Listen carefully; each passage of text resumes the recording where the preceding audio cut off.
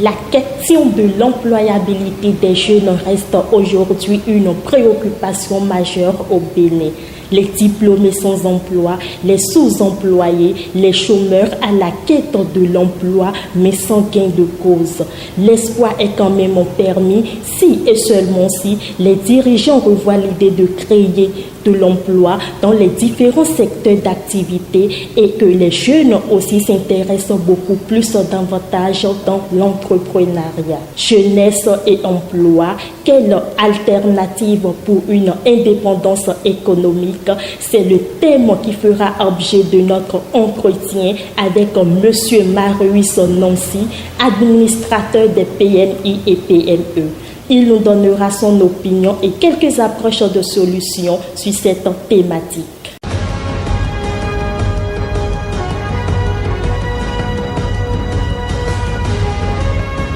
Bonjour Monsieur Nancy.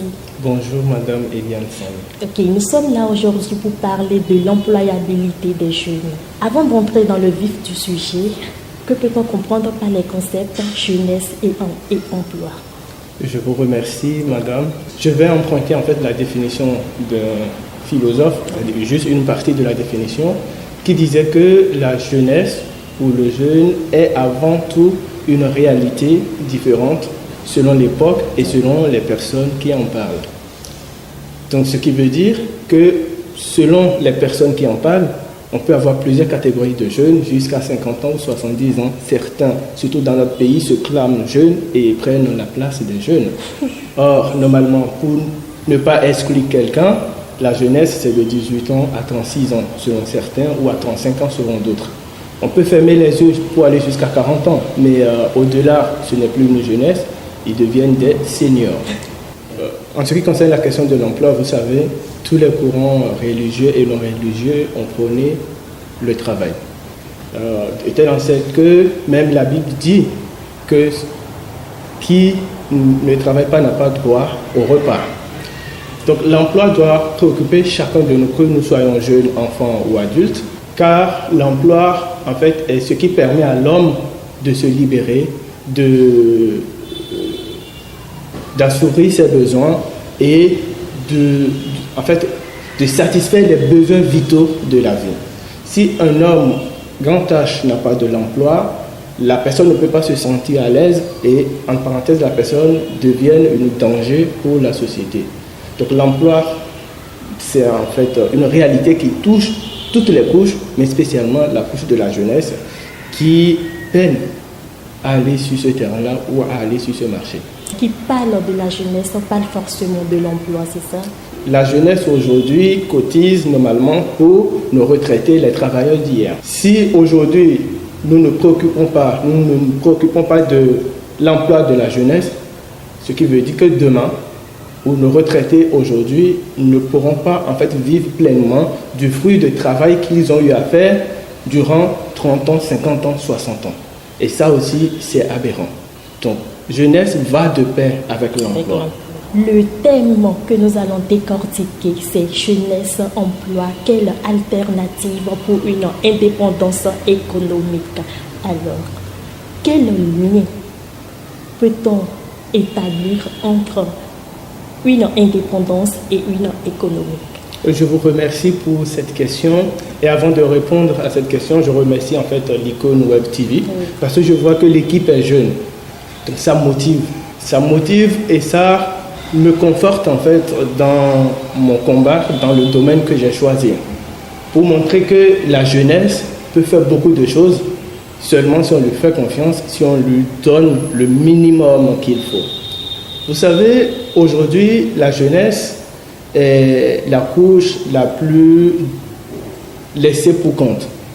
La couche qui n'a pas le minima. La couche qui, en fait, ne fait la préoccupation de personne seulement quand on a besoin d'elle. Pour revenir à votre question, je vais d'abord m'orienter sur les éléments qui fondent, en fait, l'indépendance économique de la jeunesse. L'indépendance, comme nos États, l'État du Bénin et tous les États de l'Afrique d'ailleurs, c'est la possibilité qu'a quelqu'un de faire quelque chose librement, mais de façon légale, de sortir, de rentrer, de poser des actes et de répondre à une provocation ou à une demande quand il veut, à sa manière, mais en respectant toujours la légalité. Et l'indépendance économique, l'économie, toujours avec nos États, quand tu n'es pas indépendant de façon économique, ton indépendance, en fait, a de limites. Dans le sens où tu peux être beau, tu peux être la plus belle du monde. On nous dit souvent que l'argent ne fait pas le bonheur, mais ils ont oublié de se focaliser sur l'aspect l'argent contribue quand même au bonheur. Sans l'argent, tu ne peux rien faire. Donc, un jeune qui n'est pas indépendant économiquement, vous comprenez que son indépendance est limitée. Ce qui fait qu'aujourd'hui, nous sommes, parce que je suis jeune, nous sommes à la solde des personnes qui jettent des miettes pour aller faire des sales besognes. On peut se poser la question de savoir pourquoi la jeunesse n'est pas aussi indépendante financièrement ou économiquement. Plusieurs facteurs peuvent expliquer ce phénomène. 1. Nous avons une durée d'études assez longue au Bénin. Nous sommes connus pour ça. Donc, quelqu'un qui étudie, vous comprenez que ne peut pas travailler à côté. Non. Même nos climats aujourd'hui ne permettent pas le travail à temps partiel ou le travail qui va permettre à un étudiant de venir travailler un peu et d'aller étudier. Moi, j'ai la chance de voyager. J'ai la chance de financer moi-même mes études durant tout mon séjour en Europe. Je travaillais, j'avais 2 boulots de travail et j'allais quand même à l'école. Mais cela ne m'a pas empêché en fait de valider chaque fois mon année. Je ne suis jamais allé en fait en rattrapage. Mais au Bénin, pour avoir fait l'ENA, je sais que c'est impossible. C'est impossible à un jeune de travailler à côté et de valider son année. La personne ne peut pas être indépendante financièrement. Et pourquoi? Pourquoi c'est difficile? Oui. Parce que, 1, les climats ne sont pas créés pour que des entreprises qui demandent des main-d'œuvre à temps partiel puissent être installées sur le territoire ou puissent être créées sur le territoire. Ce n'est pas toutes les entreprises qui demandent des main-d'œuvre à temps partiel. Il y a certains domaines d'activité qui demandent en fait d'être employés à temps partiel et c'est là que les étudiants peuvent aller travailler pour subvenir un tant soit peu à leurs besoins et aller aussi étudier. Nos États, que nous sommes aussi, ne font pratiquement rien pour accompagner ces jeunes-là. Nos États considèrent qu'un jeune qui est à l'université peut subvenir à ses besoins. On octroie des bourses à certains, mais ces bourses aussi ne permettent pas vraiment de subvenir aux besoins durant toute l'année. Nos États doivent mettre en place des politiques pour qu'un jeune qui est à l'université, qui passe régulièrement, puisse toucher quelque chose à la fin de l'année. Je remercie nos États, mais je vous donne l'exemple du Gabon. J'ai étudié avec des jeunes du Gabon. Le jeune du Gabon, sa bourse gabonaise qui l'accompagne jusqu'en Europe lui permet de ne pas travailler. Il gagne encore mieux que quelqu'un qui est au SMIC en Europe. Est-ce que le Gabon est aussi mieux loti que notre pays? Il manque un peu de volonté. Certes, nous n'avons pas des ressources minières comme les autres pays, mais nous pouvons faire le minimum pour qu'un jeune qui est sur le territoire, qui veut étudier, même si c'est 500 par mois, même si c'est 5000 par mois, l'État puisse lui donner pour qu'il puisse être à l'aise et étudier et être aussi d'une manière indépendante de façon économique. Un autre aspect, quand le jeune finit ses études, le temps d'attente entre la fin des études et l'entrée en carrière était court, est dépassé. Aujourd'hui, un jeune qui finit ses études peut attendre 10 ans, 15 ans, 20 ans sans travailler. Pour la belle preuve que mes amis de l'ENA m'en excusent, ma promotion de 2012 à l'ENA est encore à la maison. J'ai à peine 3 ou 4 personnes qui sont sur le marché. Et avant nous, il y avait encore d'autres promotions qui sont à la maison.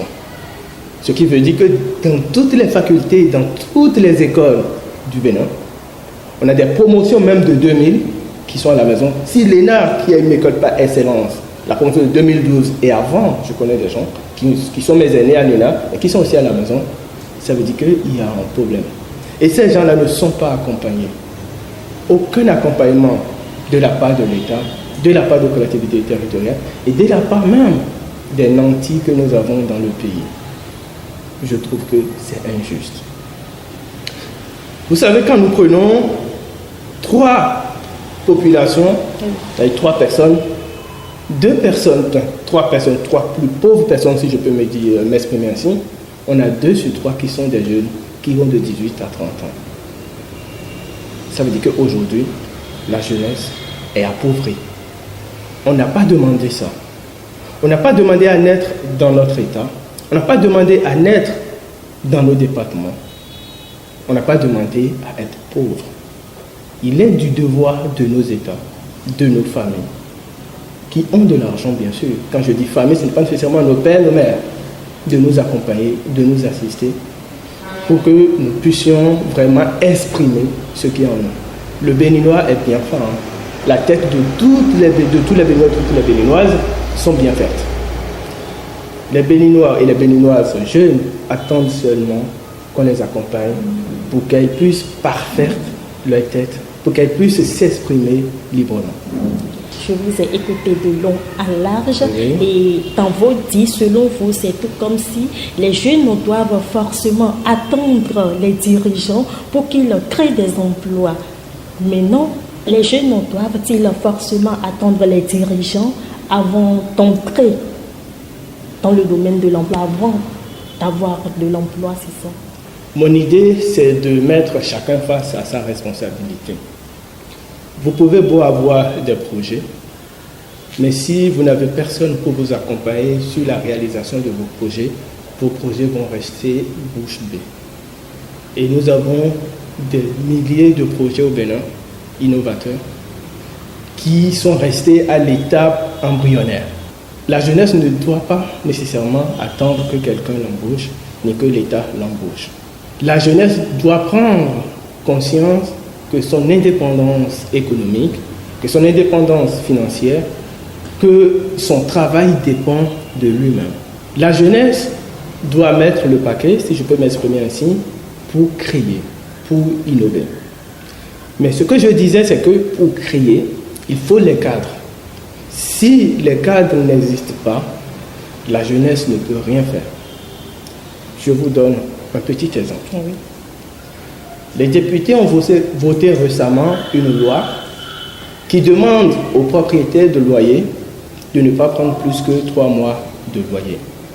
Aujourd'hui, combien de propriétaires respectent cette loi?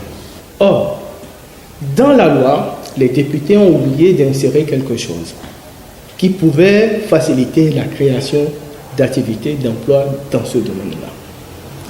Si le fait de louer son bien à quelqu'un était conditionné par la loi de le confier à une agence immobilière, je pense que cette loi serait respectée et les jeunes auraient créé beaucoup d'emplois.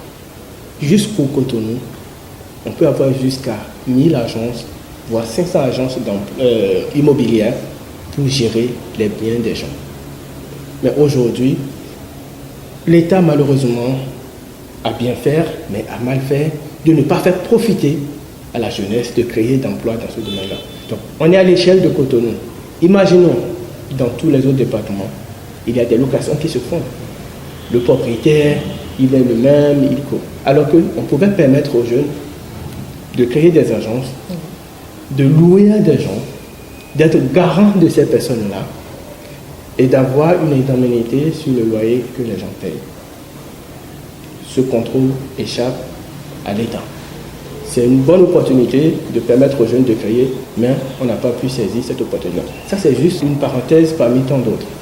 Aujourd'hui, on peut créer aussi des emplois avec 0 franc. Mais tout emploi ne peut pas être créé avec 0 franc. Il y a des emplois qui peuvent être créés avec 0 franc et des emplois qui ne peuvent pas être créés avec 0 franc. Quand on veut aller loin, on prépare sa monture, dit-on. Donc, un jeune qui voit grand doit avoir un projet grand. Il y a des projets qui, même au démarrage, nécessitent, je dis des bêtises, 1 million, c'est rien. 2 millions, 5 millions. Combien de jeunes aujourd'hui peuvent faire sortir 2 millions, 5 millions pour investir dans quelque chose si quelqu'un ne l'aide pas? Combien de jeunes aujourd'hui peuvent aller voir la banque pour lui demander de lui prêter de l'argent si le jeune n'a pas de garantie? Il y a tant de freins qui fait que la jeunesse aujourd'hui, en fait, ne peut pas créer de l'emploi et elle est conditionnée, en fait, à être consommateur, c'est-à-dire demandeur d'emploi. Et ça, c'est aberrant. Tant la faute est à l'État, mais la faute aussi est à nous jeunes. Comment? Alors, nous jeunes au Bénin et en Afrique en général, nous n'avons pas c'est-à-dire la culture, c'est ça, de travailler ensemble. Vous savez, à Abomey, de fermer ensemble la jarre trouée. Si vous avez l'idée de création, mais vous n'avez pas les moyens, et que moi je n'ai pas l'idée, et que je n'ai pas forcément les moyens, mais j'ai un peu, on peut s'associer à 10, à 5. Quand même, l'idée c'est pour vous, on serait porteur de capital, ou on serait actionnaire dans votre société, pour qu'à la fin de l'année, on puisse tous avoir quelque chose. Mais quelqu'un au Bénin qui a un projet, il le garde pour lui. Il veut en bénéficier tout seul. Il pense qu'il est le plus génie que tout le monde. Il veut conserver pour lui-même.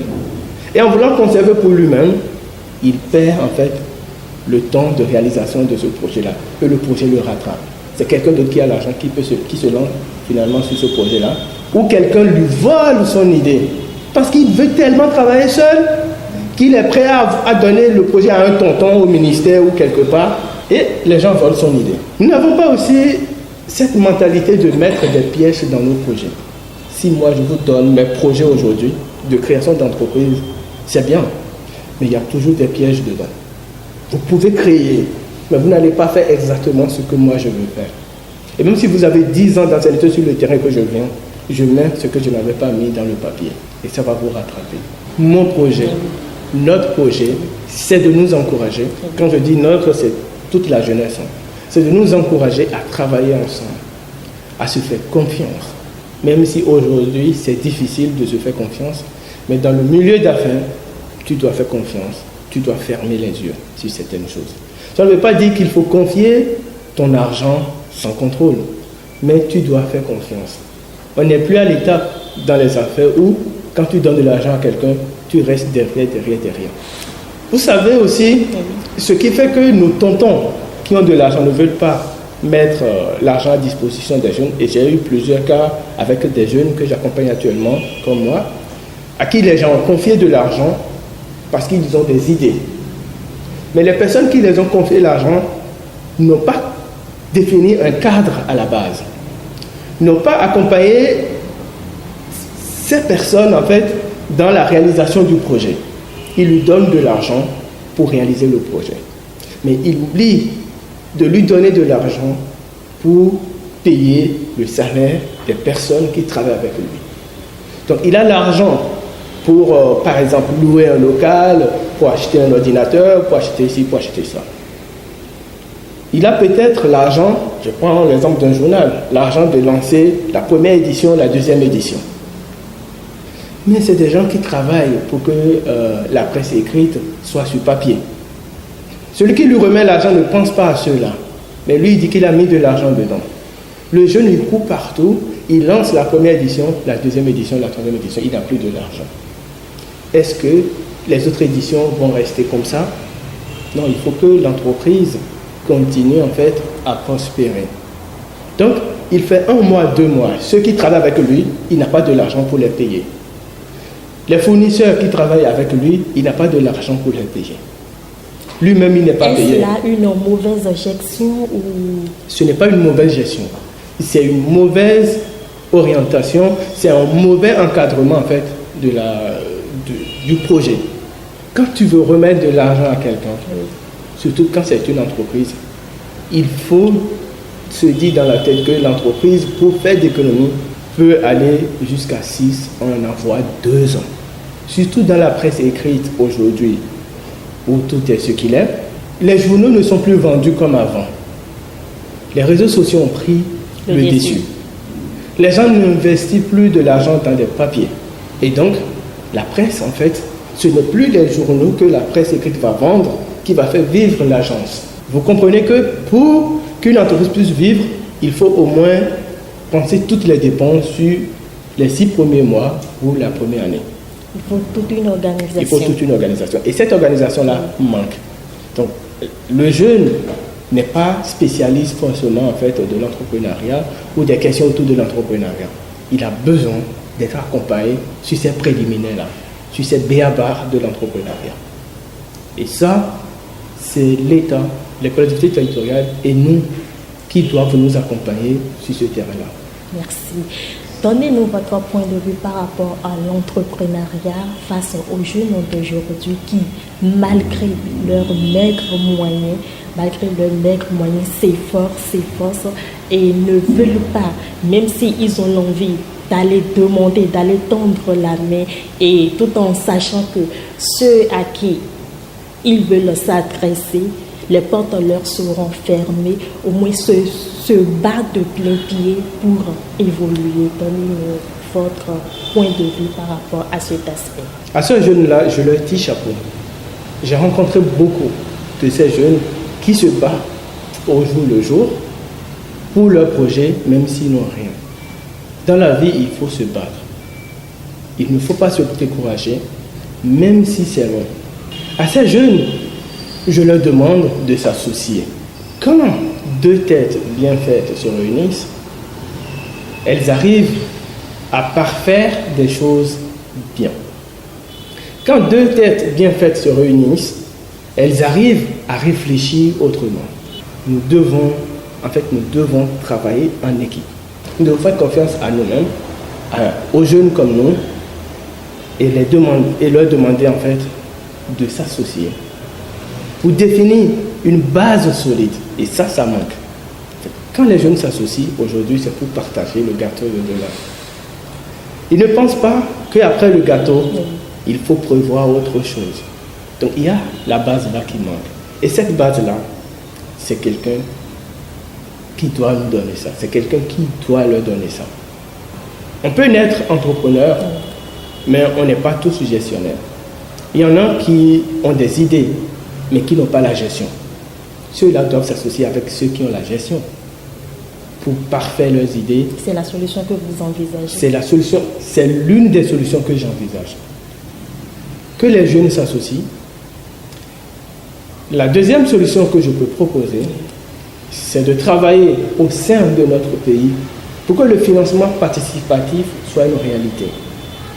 Le financement participatif, j'entends par là, le jeune, il a son projet. Ça se fait ailleurs, même en Afrique. Au Cameroun, ça se fait. Le jeune, il a son idée, mais il n'a pas l'argent. Il y a des plateformes, c'est une idée que je donne à ceux qui sont dans le domaine de l'informatique, mais s'ils ne le font pas, je vais les dévancer. Il y a des plateformes qui sont créées par domaine d'activité pour permettre à ces jeunes, en fait, de déposer leur projet sur ces plateformes-là. Bien sûr, le résumé du projet. Et le résultat escompté dans 2 ans, dans 3 ans, dans 5 ans. Pour que d'autres personnes partout dans le monde puissent voir ce projet-là. Et si le projet est bien fait, les gens sont prêts à mettre de l'argent dedans, même si ce n'est pas des Béninois. La diaspora est prête à mettre de l'argent dedans, même si ce n'est pas des Béninois. Les tontons sont prêts à mettre de l'argent dedans, parce qu'ils ont peur, si on te donne de l'argent, ils n'ont pas le retour. Mais si c'est une structure bien organisée, ils ont prêt à mettre de l'argent dedans pour que ce projet puisse prospérer.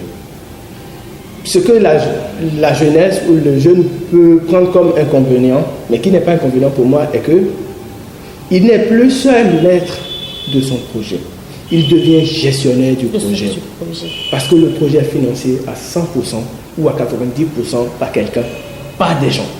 Peut-être 100 personnes, 200 personnes ou 10 personnes. Le jeune qui a le projet, il fait en fait le côté financier du projet. Mais il garde le côté gestion de son projet. C'est-à-dire qu'à la fin de l'année, il se paye chaque fin du mois. il paye ses collaborateurs, et à la fin de l'année, on fait la différence entre ce qui est rentré et ce qui est dépensé, et c'est le reste qui est partagé entre les 200 personnes qui ont mis de l'argent dedans. Et si à la fin de l'année, rien n'est gagné, les 200 personnes ne réclament pas de l'argent parce qu'on leur fait savoir le résultat, le compte du résultat de l'entreprise. Ils savent que l'entreprise n'a pas gagné. Donc, ils patientent. Mais quand c'est toi seul qui mets de l'argent dedans et qu'à la fin de l'année, tu n'as pas gagné quelque chose, je ne pense pas que tu auras le courage de continuer. De continuer à investir. Pour entreprendre aujourd'hui au Bénin, il faut combien? Le minimum? Alors, sur ce côté-là, oui. Je remercie le gouvernement actuel parce que moi je me rappelle il y a 3 ans que j'ai essayé de créer une société au Bénin et il y a un capital exigé. Aujourd'hui, apparemment, le capital n'est pas aussi exigeant, mais les formalités coûtent cher. Je remercie pour le gouvernement pour avoir adouci en fait le capital, mais je lui demande en fait d'enlever un peu plus les frais de dossier. Par exemple, pour déposer un dossier de création d'entreprise, il faut dépenser près de 9 000 francs simplement pour déposer le statut. 19 000 francs pour déposer le statut. Ça n'a rien à voir avec le capital, ça n'a rien à voir avec le bail, ça n'a rien à voir avec tout ce qui entoure. 19 000 francs pour déposer un capital, alors que même avec 19 000 francs, tu peux déjà créer des activités. Ça n'encourage pas à quitter l'informel. Ça n'encourage pas. À moins que nos gouvernants veulent faire la politique d'établissement. Quelles sont les démarches à suivre pour ces jeunes qui aimeraient exercer le métier de l'entrepreneuriat, les jeunes qui sont au village, qui aimeraient adhérer au monde de l'entrepreneuriat? L'idéal, c'est de quitter l'informel pour le formel parce que c'est avantageux. Les formalités qui coûtent près de 30 000 francs, c'est pour ceux qui veulent créer directement des sociétés. Mais pour les établissements, les frais sont moins coûteux. Je ne me suis pas présenté sur un aspect, peut-être. Je suis aujourd'hui président d'une ONG qu'on appelle Aide assistante aux initiatives de développement.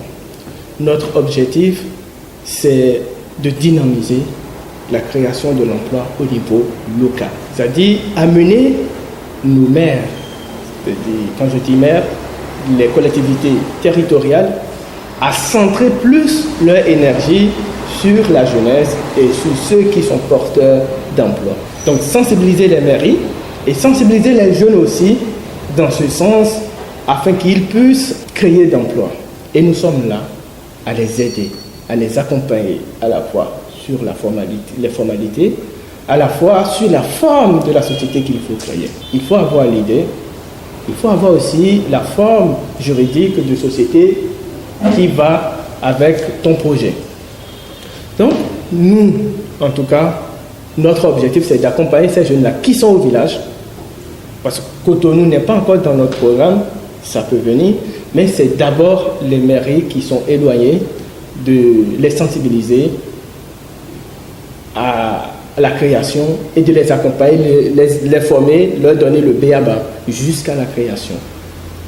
Normalement, même s'il y a des dépenses à faire, la création d'une société est toujours plus avantageuse que de rester dans l'informel.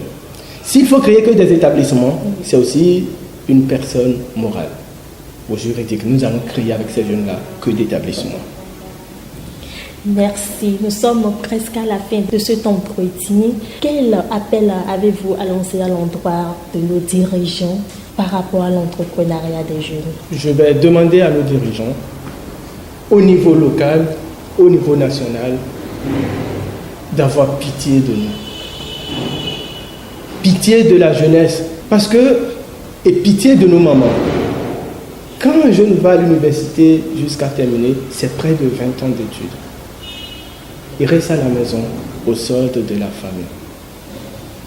Chers dirigeants, vous avez eu la chance dans le passé d'avoir directement des opportunités.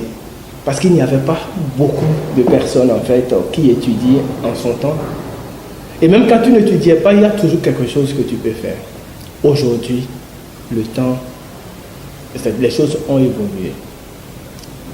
Vous devez réfléchir, pas à l'ancienne, mais avec l'évolution actuelle.